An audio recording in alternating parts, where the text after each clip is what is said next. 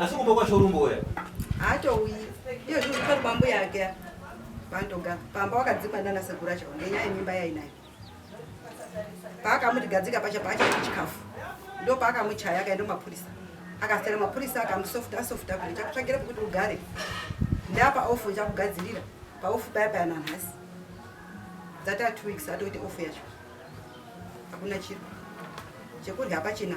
Misa kutadza kokumba anasekura kana tukudi pano. Utoro bana sibambu yake. Kubika mtiro kairi. Ungona awiti. Asoita. Ndataura ndiki pano. Kuti andikura mali shandisirwe mwana wangu. Mama, watola meso ni mwana wangu. Iyo shandisirwe mwana wangu ya. Kwa mwana wacho urumbo tuji. Mwana wacho wadi. Arudana. Asazo kuzo muchaya ubundi ndibereka mutupo wao. Ini ndaita zvitenda kuti abereke mutupo umwe zvazvisazo kushata. Nditika asiso kuti munhu akatiunza unono. Wochiuya wozvi pamberi pedare kuti ndakarambe mwana uya asi mwana yana zodini hangu. Ndazomuda hangu. Ati zvose kushata.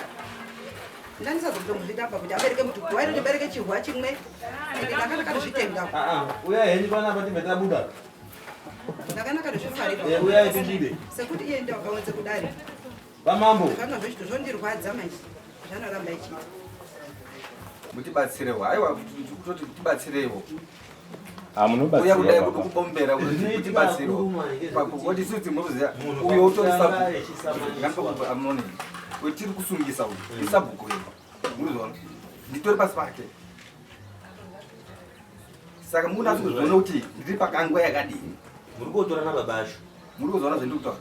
Nokuti uri pasamuni apo ndiye wacho watakatogarira wacho sasabhuku wangu. Babacho. Saka dare ndiye muri kufuta sabhuku. Unoya musungwa. Saka ndototi ungoita hake zvaanoda ngoti sabhuku wondoti hazvina basa inini ndinondomitisa nharaunda yeshe. Asitorega muzukuru wangu amitisa ino. Unokuona mukati mundana mwendotozwa futi akazowamitisa apo wadai. Chingoita futi zvakakuita futi izvo. Unonga pakaita kada musiko unokaitikire kwakonu. Zikuzitora semusungwa pasabhuku. Kuziri musungwa apa. Unyasa kuexplaina mazvino zvatape chitaura. Mutape mataura aita kwasi Samoni inotaura kuti chii. Samoni ngapuwe Samoni kutaura kuzwa kwazo. Nyaya tirikura ngezvayo yakabva mukuru asabhuku Chibuwe. Chibata sabhuku Chibuwe nemwana wawo. Iri nyaya yekurambwa kwemwana kana mukunda wakwa Madenya. Nyaya yapinde mudare mwaChief Mutambara. Yaimangarirwa kuti mukunda wangu uri kuramba Madenya. Waimangara achiti uramba mukunda wangu. Saka Chibuwe obvunziswa wakataura kuti nyaya yakandishupa ngeyekuti inini mukadzi wangu paakasununguka. Wakasununguke mwana, asununguke mwana uya. Mwana wairambe kuamwe rimwe zamu. Saka airambe kuamwe rimwe zamu. Takati ngaende kumba kwacho.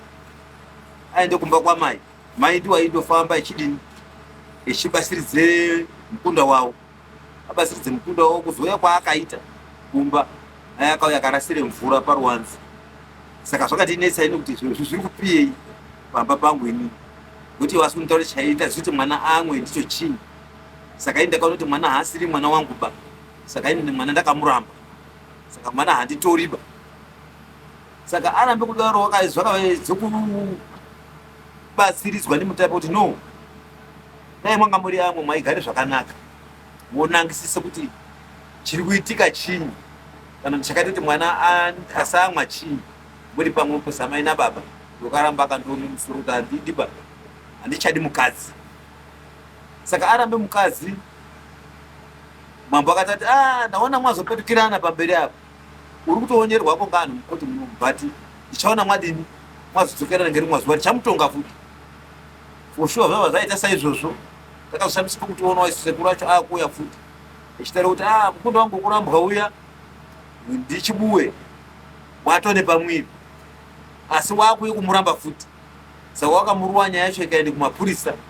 Saka ndaikumbira kuti mumusunge auye kuno kwamambo. Ambo ndipa futi ma-expenses angu ekutanga. Nyaya yakaita pakutanga kuti hapana chaakandibhadhara.